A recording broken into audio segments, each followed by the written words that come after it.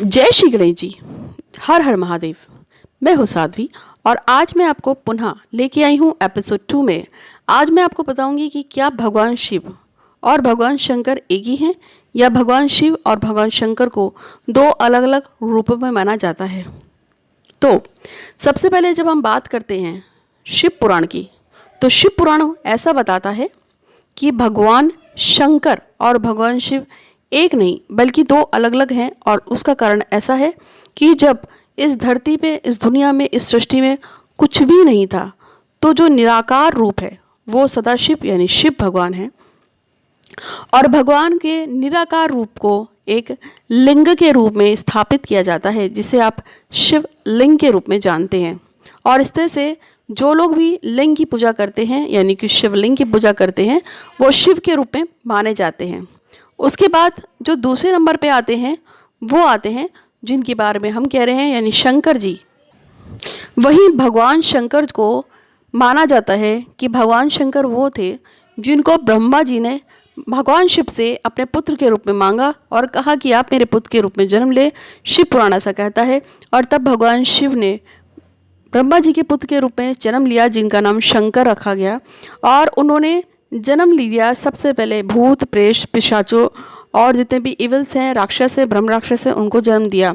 और जब ब्रह्मा जी ने उनसे पूछा कि अरे आपने इंसानों को नहीं राक्षसों को जन्म दे दिया है, अतः अब इन्हें हटाइए, तो उन्होंने कहा नहीं, ये मेरी संतान है, मैं इनको नहीं हटा सकता हूँ। और उसके बाद भगवान अंतर्धान हो गए। तो इस तरह से भगवान शिव और भगवान शंकर दो अलग अलग रूप में हैं। जो अप्रकृतक है, जो निराकार है, उन्हें शिव कहा जाता है और लिंग के रूप में इनकी पूजा की जाती है। और जिस शिव ने ब्रह्मा के संतान के रूप में लिया, भगवान ब्रह्मा के रूप में संतान के रूप में लिया, उन्हें शंकर के नाम से कहा जाता है। ऐसे शिव पुराण में बताया गया है।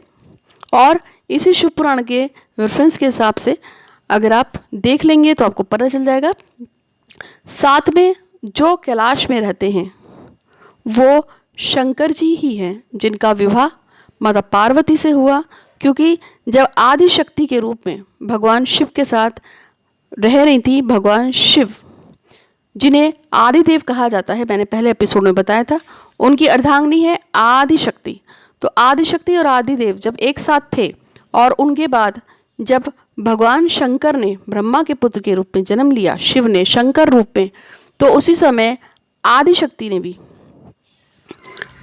ने भी पुनः जन्म लिया। और उन्होंने जो है दक्ष प्रजापति के वरदान के रूप में उनकी कन्या के रूप में जन्म लिया और उन्हें माता सती कहा जाता है। और उन दोनों का विवाह हुआ।